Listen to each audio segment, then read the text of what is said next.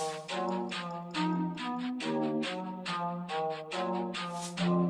back, Bears fans, to another video on the island. As always, I appreciate you guys just tuning in. Hit that like and subscribe button.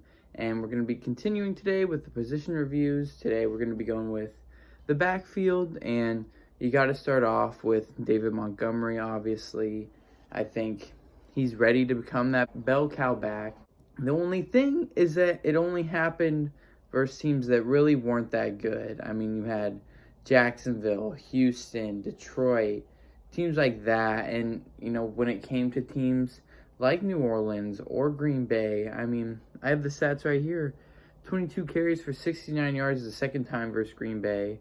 The first time he had 103 yards, but you got to remember he had 57 yards of that were on one run, which, I mean, it's not telling the whole story by saying he got over 100 yards. And then look at New Orleans, 12 carries for 31 yards. And it's like, versus the good teams, I'm not saying it's Monty. I mean, I don't know if it's the offensive line or if it's Nagy or if it's the run game coordination. They just kind of falter when they play a better team. And Montgomery just doesn't have as good as a game as he does versus the lower tier teams, obviously. And I think that's going to be something big this year is, are we going to be able to run the ball effectively versus the good teams? I think, as people who've seen my video yesterday about Justin Fields, I think having him as our quarterback will add a whole new dynamic, which will open up the running game.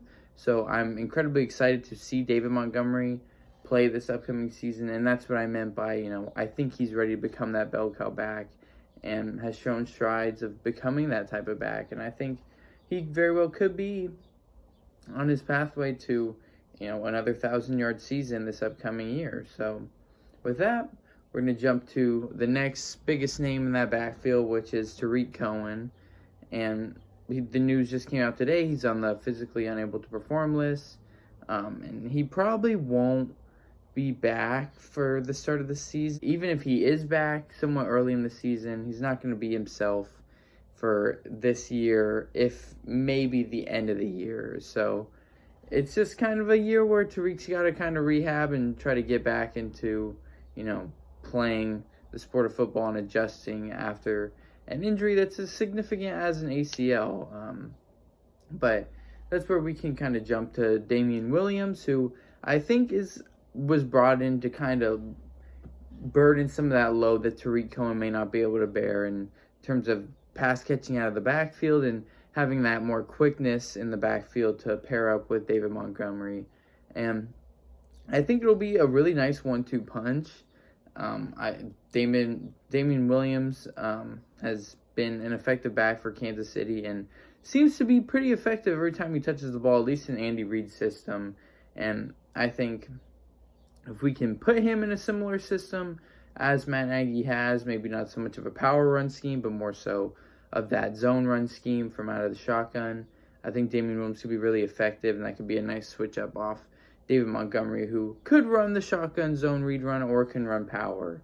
So with that, it kind of brings us to our final major running back, which is Khalil Herbert, the 5th-round pick out of Virginia Tech, or 6th-round pick out of Virginia Tech, excuse me. And, on film, I watched him after we drafted him, because he was more of a later round guy. It was kind of hard to get to all the guys throughout the draft. There's over 500 people to watch. But I did watch him, and, the negatives on him, he's not a burner. He's not a punishing runner. He's not going to run you over and, make you, not want to tackle him. He's not a great pass blocker, but he has some amazing other traits, including, just making people miss. He's incredibly shifty, has a low center of gravity, so, he can cut on a dime.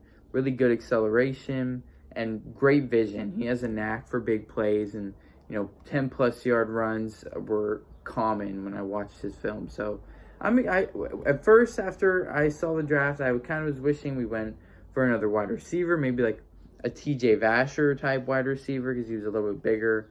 Javon Wims really hasn't done anything. Riley Ridley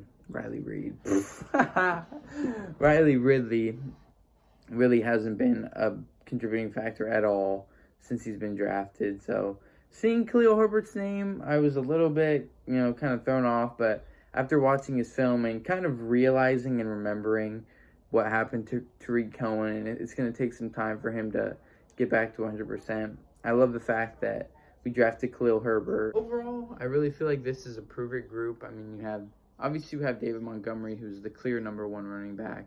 But like I said, he has to prove this year that he can have those big games versus good teams and not just against lower competition. You got Damian Williams, who was cut from a former Super Bowl champion team, a Super Bowl appearing team this last year, and brought into Chicago to be kind of the number 2 running back behind David Montgomery. You got Tariq Cohen, who's trying to come back from injury, and then you got Khalil Herbert, who's the young rookie trying to prove that he can be a good running back in this league, no matter how late in the draft he was taken. So it's a prove-it group. I think the additions of Tevin Jenkins and Travis Borum are great, and I think if Borum, Tevin Jenkins is going to be starting, but if Borum can find his way on the line and replace Ifedi, I think that would be the best thing. And then it's tough because I don't know who would take over that right tackle spot because it's kind of Ifedi.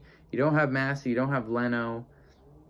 You got Tevin Jenkins. I don't know if you want Tevin Jenkins playing the left tackle because he is playing, he was a right tackle predominantly in college. So I'll be getting to the offensive line review in a bit, but as of now, I think if Borum can make it onto that offensive line for the starters, it'll be an incredibly effective group and have a huge impact on the Bears running game. With that, I hope you guys enjoyed this another position group review. I'll be trying to post more videos over the next coming weeks. Just, trying to pump out as much content as I can. Hope you guys are enjoying it. Leave me any comments about what you think, what you think may be going into the season, other position groups, whatever. I'd love to hear your guys' feedback. But with that, hope you have a good rest of your night. Talk to you soon. And bear down, baby. Doses.